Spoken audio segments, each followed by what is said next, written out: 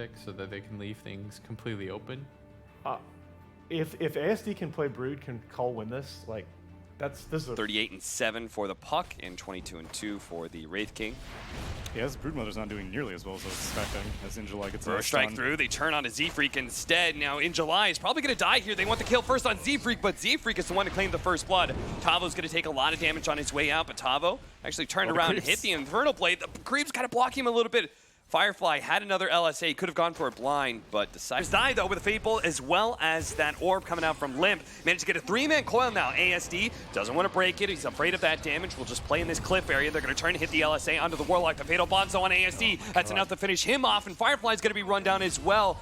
And Sirius, their Grimstroke at least, will be able to get out a little. Right now she's just kind of hijacking the eastern camp. Sven doesn't really know where to go, and now Limp's looping around. Spotted, gets the Veil onto him, doesn't do any damage to the Spiders. Running over Tavo, they do manage to get the Burrow Strike, and they do latch him in with the Golem. 3-4-3 is going to die in the back lines as Firefly comes in. Tavo was attached to that Golem for so long, but now he's going to turn around and actually Doom up and try and kill the Lina before they're down. Puck managed to run down the Grimstroke. Doom still ticking down on Firefly. Tavo falls, but it looks like Firefly needs to deny. Trying to run to In July, but In July couldn't get there in time.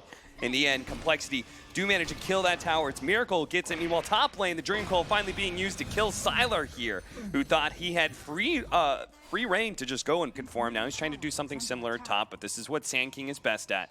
Being able to play very defensively. They have to really commit to be able to kill. Unfortunately, they got the coil, so he's not able to burst strike so easily. The Golem's going to follow that up to make sure In July does die inside that coil, and any heroes that TP'd in are going to get caught as well, and that's going to be our Grimstroke. Run down by the Wraith King. They're going to be able to steal the Inkswell, just the added little cherry on top for the next.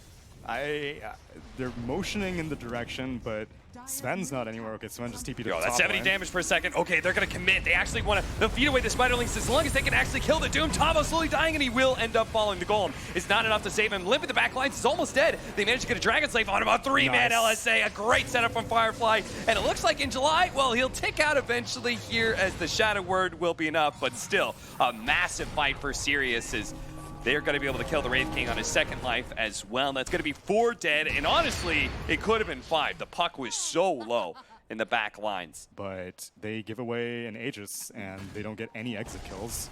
In fact, they give up their Warlock. Oh, use the Glyph to be able to TP in the Puck to get this pick off. They just wanted to make sure they had the extra damage, the extra hold to kill the Sven for sure. That is one of their nicer combos. They had the guaranteed catch with what is supposed to be kind of a team fight winner in the Doom. But outside the pit, they are going to be able to find Z-Freak. I mean, it's a team fight winner, but you just got a pick off, and now the rest of the team is coming. You have Golem available, but Dream Coil over the Wraith King, same thing. He does have a TP on the Wraith King, but they're going to try and come in from behind here. They may not have the Dream Coil to hold these heroes in place. They are going to try and commit with a Burrow Strike into 3-4-3 to make sure they don't get off the Golem, and they won't be able to. He dies. Tavo with the 2-man stun, but he's so slowed down that the Brood Mother is going to catch up to him, get him with the Spawn Spiderlings to finish him off, and he still has that Aegis too, and he's going to heal up to full. Well, Miracle, he's still hitting neutrals. Yeah, he'll do that. He's had a TP for the last 40 seconds. But does he have a Radiance?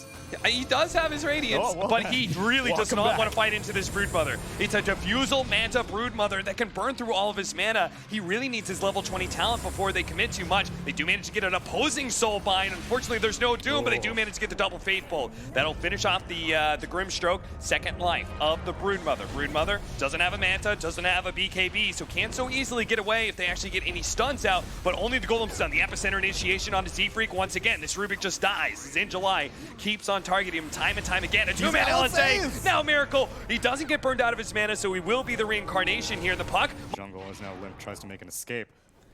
He gets out of the pit and will go for the fast kill onto the Grimstroke. Almost enough to be able to burst him down. They just need Miracle to join him, but they managed to get, oh no, the Doom got close to Limp, and now Limp is stuck in the Soul Bind, so all that mobility goes away. They will be able to kill Tavo as well. Looks like they got 3-4-3.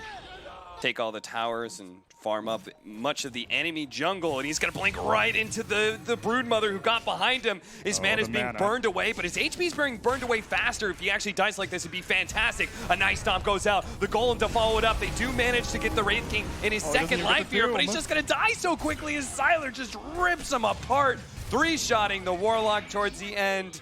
Triple kill. Complexity call it here. Sirius just totally outplaying Complexity at this point. I mean, they just turned it on. at one point. They just kind of dodged a lot of complexities moves. It didn't even feel like that much like a Broodmother game. It felt more like just a mid laner who was given free farm and taking over the entire game, much as how like a Drow Ranger would or something like that. So I can't even say that it was like a real fault of the draft. I think it's just complexity. We're just buying too much time for a Wraith King who could never really fight. Yeah, sad.